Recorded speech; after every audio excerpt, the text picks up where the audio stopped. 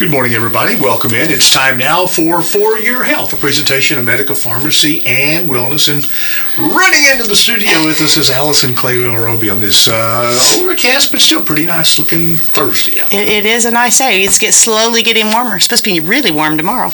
Yep. And that's a good thing. People will tend to get out more, and when they get out more, it's usually makes them a little healthier. It does. Yep. Movement is a good thing. Objects in motion stay in motion. So. That includes humans, not just rolling balls down the street. That's why I'm always over here jogging, I guess. I'm trying to make sure that jogging in place, not jogging down the roadway. Yep. I didn't even have a chance to ask you about subject line for today, but I think I can sneak a peek with you too.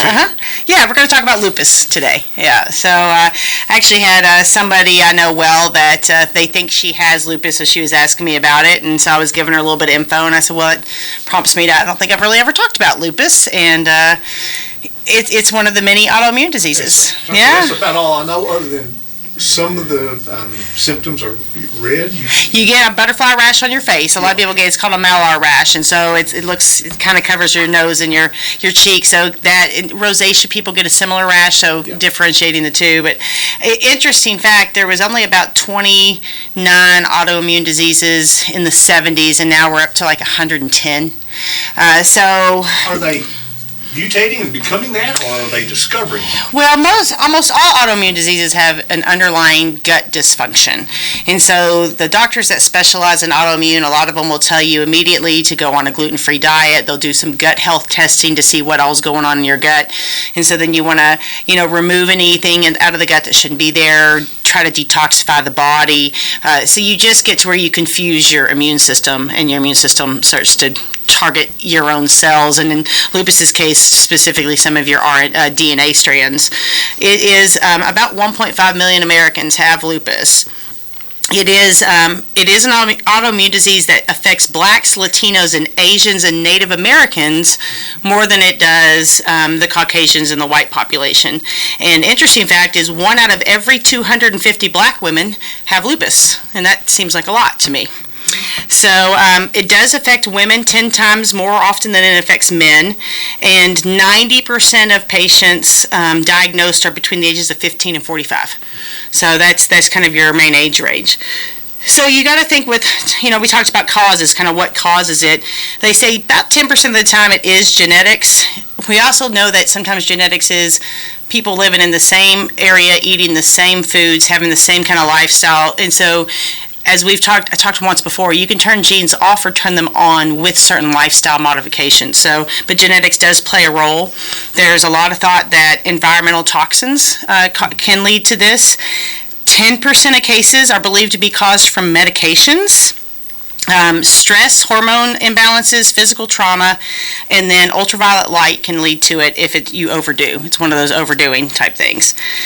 So as I mentioned medications, as a pharmacist, that was intriguing to me. So your most common medicines that are linked to lupus are hydralazine, which is a blood pressure medicine, proton pump inhibitors, which everybody knows I'm not a fan of because you need stomach acid, and when you start to take away stomach acid, then you start to see these gut dysfunctions and inflammation, and that causes a whole host of autoimmune diseases. So all those omeprazoles, pantoprazoles, esomeprazoles, those are your proton pump inhibitors.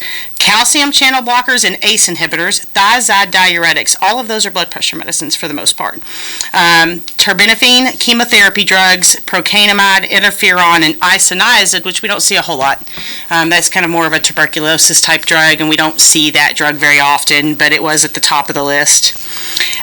Interesting fact for all you hairdressers out there who color people's hair, women who use dark hair dye have a 3-fold increase in developing lupus. So I was like, I need to rethink that darker color that I added to my hair about a year ago. I always went really light, and then I started kind of going darker. Now I'm like, maybe I don't want to put dark hair dye in my hair. But again, it's a toxin. Estrogen dominance and elevated prolactin levels have been seen in women with lupus, and if you take oral contraceptives or birth control pills, that can cause you to have a flare.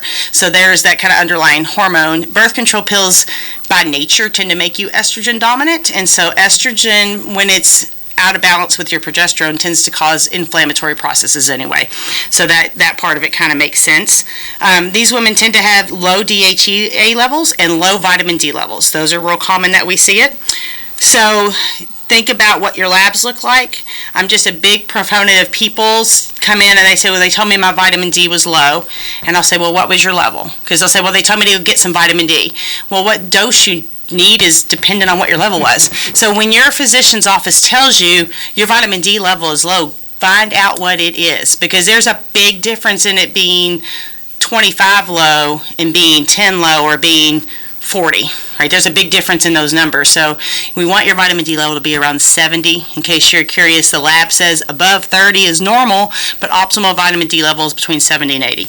And that, as you said, determines the dosage. That's correct. So if you're in the 50 or if you're in that 50 or 60 range, a couple thousand units, international units a day is great. But if you're under 30, you may need 5,000 or 10,000 units to get you up to that optimal range. So, but I tell people, if you're low, 2,000 is not probably enough. And so we want to make sure we get your level up and then maintain it. Not 2,000, 1,000 to 2,000 is more of a maintain your level dose, not a build it up dose. That's what a lot of people, and myself included, go, well, it says here one a day and one a day. But there are certain things, as you just mentioned, one of them, that you need to have a higher dosage to get up to that level, and then you may need something to help you maintain that level. Correct. Because that recommended daily dosage of vitamins and minerals is to maintain a healthy level, not to replenish a low level. So that's where I think people get confused. Well, it says I should only take one a day. Well, if you're at the right level, yes, that's your maintenance dose. So big difference between replenishing and maintaining. Yeah. So what signs or symptoms, if you have lupus, what might you see? So you might have prolonged or severe fatigue, which happens a lot, arthralgias or arthritis. Those are like 75 to 95% of the time. 74% of people get the rash that we mentioned. You can have cardiac abnormalities. Some people get fevers, photosensitivities, cold hands and feet, easy bruising. Women especially get the premenstrual flare-ups. Raynaud's phenomenon, which is a vascular disease that you don't get enough blood flow to your fingertips, and they turn white when it's cold, and it's very painful. That happens with lupus. Dry eyes, dry mouth, depression, migraines are seen a lot, anemia, seizures, hair loss, kidney disease, abnormal blood clotting, and an accelerated atherosclerosis, which is the plaquing of your arteries. That's the most common cause of death in people with lupus, is that atherosclerosis. So if we can, minimize that, then they definitely prolong the life. You do have to have 4 of the following things to be diagnosed with lupus. That malar rash, which is the butterfly across the face. A discoid rash, which can ooze and can cause scarring and is more widespread around your body.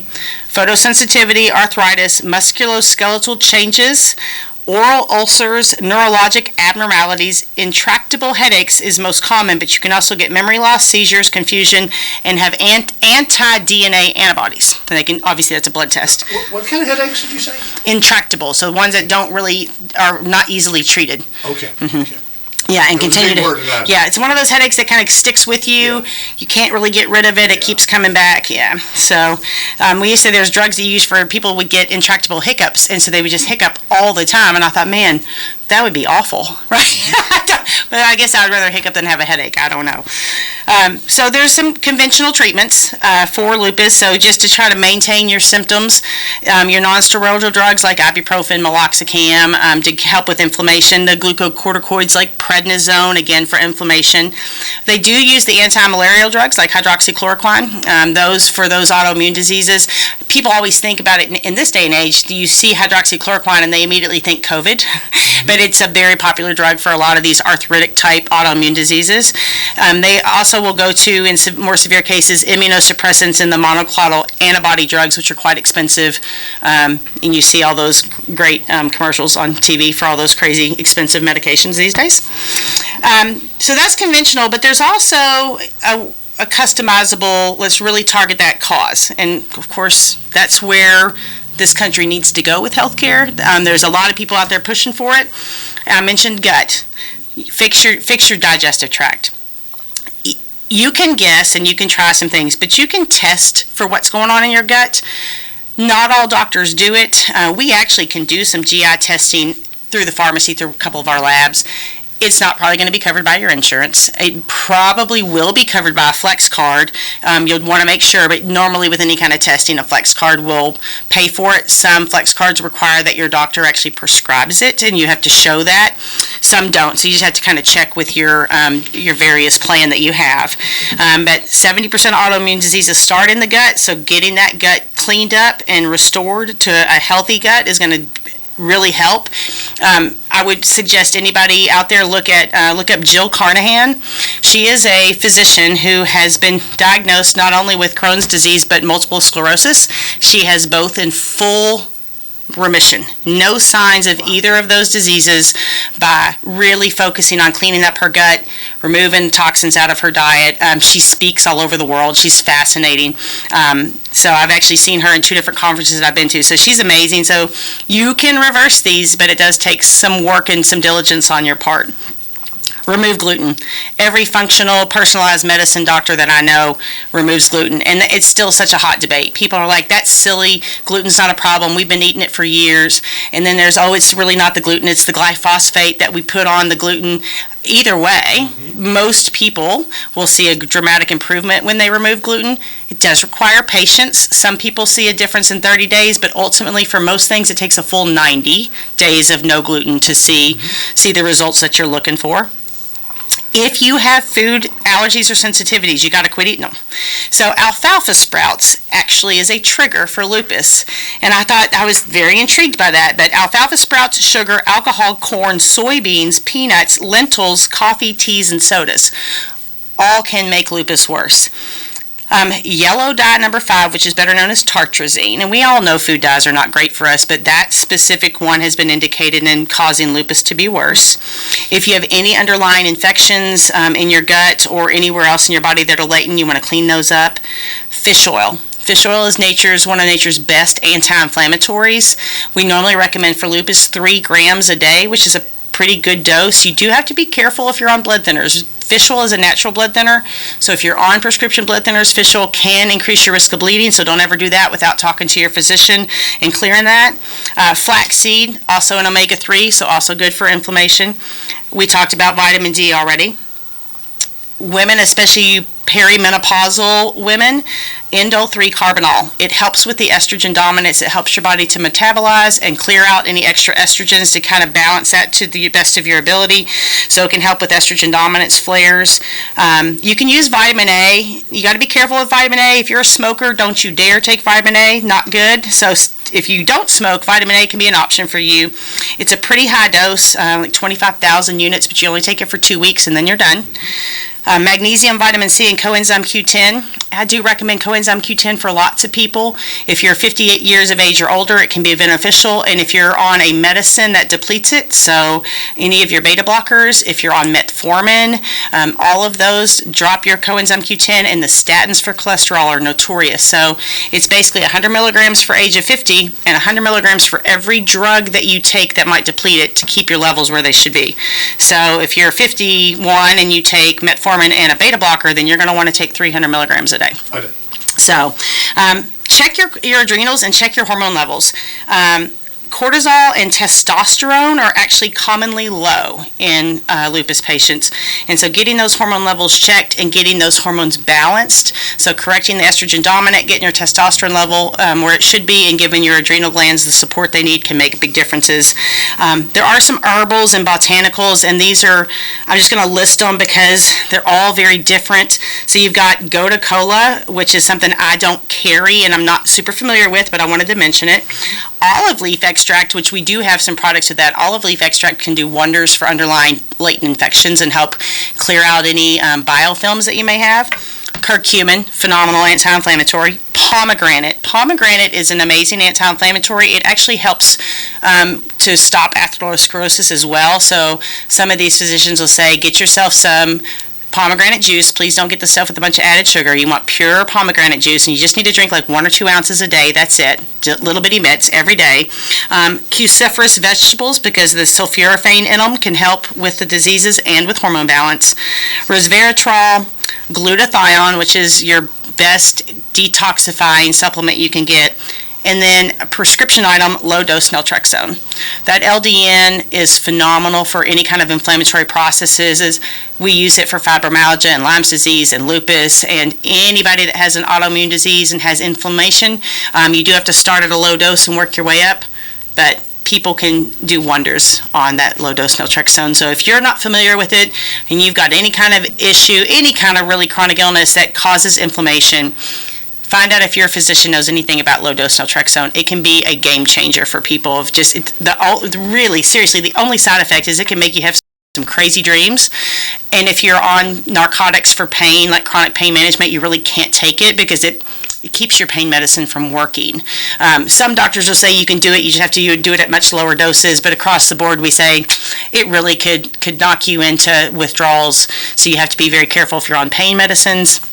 And if you don't like the dreaming part of it, you just take it in the morning, and usually by the night you're not going to have the weird dreams. And I actually have a couple people that actually love to dream, and so they actually enjoy that side effect of it. So, but it's a prescription product that's been out on the market for a while, compounded only. It's gained some traction over the years, but pretty much any autoimmune disease patient, almost all of them can benefit from low-dose naltrexone. That's the maybe my first dumb question of the day, maybe my fifth. I don't know. When you say inflation, I think of swelling. Is that the only places we... So you don't. We see inflation. Inflammation is no, yeah. So no, you can. All right. So yes, you can have skin inflammation. So like people with allergies, they'll get some inflammation in their sinuses, or their eyes will water. Their throat will tickle. That's an inflammatory process. Yes, you might see swelling when your intestinal tract is inflamed, which is where the biggest cause of overall body inflammation is starts in that gut. What happens is the little tight junctions of your intestines, where all those little bacteria floras and all the little villi in there touch, they become spread out, and so they're inflamed, so they go bigger, and so there's more space, and so it allows for stuff to get through your intestinal tract and into your bloodstream that's not supposed to be there. Okay. And then you overactivate your immune system. All right, so because when you don't, stuff's supposed to stay in that gut and either be absorbed as nutrients or politely removed because it's not supposed to be there. And so those, like, for example, the proton pump inhibitors, when you take away stomach acid, and I'm telling you people, heartburn is not often too much stomach acid. It's extremely rare that people actually make too much stomach acid. It's usually not enough, or you don't have a gallbladder, or you're eating foods that your body doesn't agree with, that you're allergic to, sensitive to. You might need to lose weight. You might be magnesium deficient. Number one cause of heartburn is actually constipation. But when you take away your stomach acid, you take away your stomach's ability to properly break down food. So when you eat a steak, you need to take the protein in that steak and break it down into amino acids. Those amino acids are what get into your gut, and that's what they know what to do with. If you're not digesting that steak 100%, then you're getting undigested proteins into your intestinal tract, and they do not know what to do with an undigested protein, so it causes an inflammatory process. And so this is why some people, when they say, well, when I eat, I get bloaty, I get belchy, I get gassy, or I have to run to the bathroom, or I'm chronically constipated, because you're constantly inflaming your intestinal tract, and it's either going to stop everything up, or it's going to send everything out quickly that it doesn't know what it is. And so that's those people are like, man, I have to go to the bathroom before I'm even done eating. Well, it's because you're not digesting your food. And once we can get you to digest your food, get the good bacteria back up and growing in your gut, you should be able to sit and relax and eat your meal and not have to find out where the nearest bathroom is. So maybe my question wasn't so dumb after. No, not at all, not at all. I blew the inflation. Well, we have a lot of inflation too in this country, so I understand where we could talk about both, but we don't want to talk about inflation today. Nobody wants to talk. We should talk about it, I guess, but not on this show. There's another show for that. That's right. But yeah, inflammation in general is one of the biggest causes of so many chronic infections. And actually, there's a huge link to depression being an inflammatory process. So a lot of our chronic illnesses, and actually 75% of what takes you to the doctor anyway, is stress related. Well, stress also disrupts your digestion and your ability to sleep. And so the body is a very intricate balance, and your body will do everything in its power to keep things in balance. But at some point, you overload it with toxins or poor lifestyle choices, or and I know we live in the bourbon capital, but too much alcohol. Alcohol is one of the biggest disruptors of gut function. It actually increases your risk of certain cancers, especially breast cancer in women. And I'm guilty. I love a good bourbon, but alcohol does disrupt the flora of your gut, causing a whole host of leaky gut issues and various digestive problems. So you can see a tremendous difference if you go alcohol-free for a while. Definitely minimize it. Okay. Wow, had a good one. I was sitting there thinking several times during the show, 10, 15 years ago, 20 years ago, we didn't use the word gut when we were talking about a person's physical health condition. Right. Now it's everywhere. You talk about it constantly. It is. Well, it's your second brain, and so most people with depression and anxiety and various mental issues, they have some kind of gut dysfunction because you make most of the neurochemicals for your brain are made in your gut. And I tell people, like these antidepressant drugs, they put more serotonin in your brain. Serotonin is not supposed to be in your brain until you need it, and so eventually your body's burning up the extra serotonin that drug puts there, so it does make you serotonin deficient.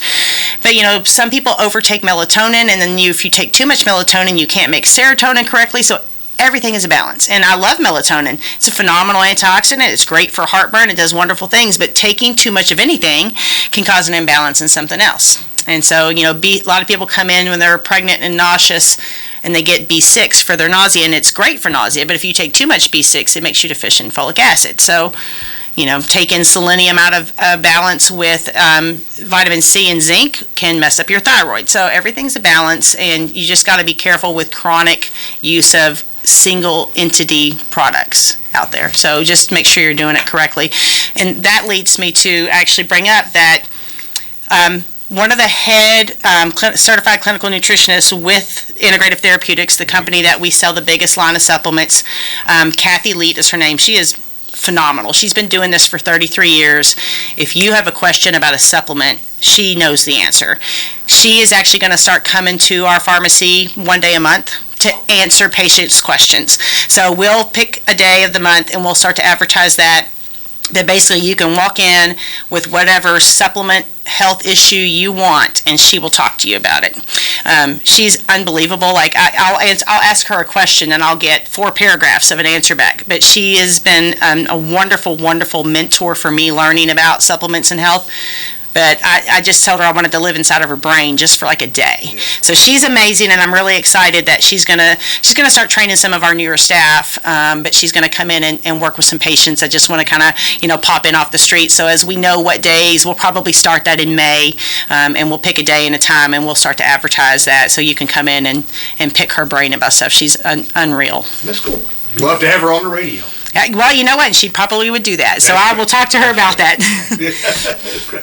Anything other than that? I mean, regarding stores? We have some new. We have a new vendor, and I think I might have mentioned it. And it's really comical the differences in the products that we picked between Springfield and Bardstown. So Springfield has some cool Kentucky-made stuff. Bardstown has some of that too. We have some really cool like shower steamers with fun names. Really nice. We got some new hand lotions in. We have some intimacy enhancing devices is how I will word that. I had a couple of people like, whoa, well, you can't buy them anywhere else in Bardstown. And I know sometimes when you're looking for products to help you with intimacy, some people like to kind of keep it on the quiet, which is fine. So if there's something that you see on our Facebook page or know that we can always put that in a bag, ring it up separately. You're coming into a pharmacy to pick up prescriptions. Nobody knows what else you need to buy.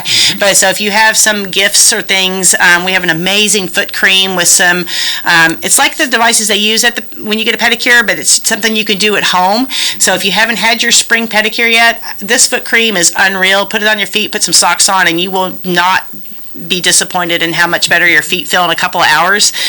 So just a few variety of things, a couple good smelling candles, some Kentucky wine glasses and highball glasses. So we just have a few new items. And I think my favorite, don't laugh, is I hate hand sanitizer. I hate it. I didn't use it during COVID unless I absolutely had to. I've never liked it. And actually, there's a big push. Hand sanitizer actually can disrupt your skin and your gut flora. So a lot of people don't like it. So we have these little soap sheets that come in a little package. You can toss them in your purse or your glove box. And as long as you've got a little bit of water, you just put a little bit of water on and you have soap, magically soap with no nasty hand sanitizer ingredients in it. So that was maybe my favorite product, and the girls laughed at me. I said, well, I hate hand sanitizer. And then my other favorite is probably the tweezers that have a little light, because if you've ever used tweezers, sometimes you can feel that one hair, but you can't quite see it. So this has a little light that'll shine on it so you can see what you're doing. I have to do my wife that, because she's the one who uses the tweezers on me. She does it for herself. She's kind of, do they do better than, it's got to be better than the regular tweezers. I think so. Yeah, well, I haven't tried mine yet, because I like my Tweezerman tweezers, but there are times that I'm like, I feel this one thing, or I don't have the best vision. I have to wear my readers, and so when I've got a kid that's wanting me to look at something, I'm like, I don't even see what you're trying to get me to pull out. So I have to try them. I haven't tried them yet, but I think the idea of them looks pretty spectacular. Pretty so, cool, yeah. Yeah. Like I say, it's hard to pull a hair in a particular place in your eyebrow if you got glasses on. Exactly. There's an obstruction in the way. All right, well, that's been a great show. And final question: if somebody's going to walk in and says, "I need to help my gut," what would be the first thing, or the you would, prescribe, but you would suggest to them? So we have a digestive assessment form that a lot of times we'll have people fill out, and sometimes I can, have a brief conversation with you and go, yeah, I think this is probably what you need. But if you've got quite a bit going on and you're not, it kind of varies, I'm going to probably have you do that digestive assessment so we can try to narrow down what it is. Do you need an enzyme? Do you need a probiotic? Do you need magnesium? What is it that we think you need? And then if it's severe enough and you've never had gut health testing, then we can look at the options and discuss that. And that's something, obviously, we'd want to get your doctor involved, make sure they're cool with us doing it. I hate for people to spend money doing any kind of testing if their doctor is not familiar with it and isn't going to take the time to look at it. Right? We want to be on the same page. So, and I'm happy to discuss things with your physician. It is very difficult, as people know, to get the actual doctor on the phone. Usually you get a nurse or somebody leaving a message, but we are happy to reach out to your physicians for you with some information on the various testings we do, and to answer any questions that they have. Well, thank you very much. For Your Health, the presentation of Medical Pharmacy and Wellness with Alyson Claywell Roby. We'll be back in a couple of weeks with the show, the first and third, and when there's a fifth, the fifth Thursday of the month also, right here on WBRT.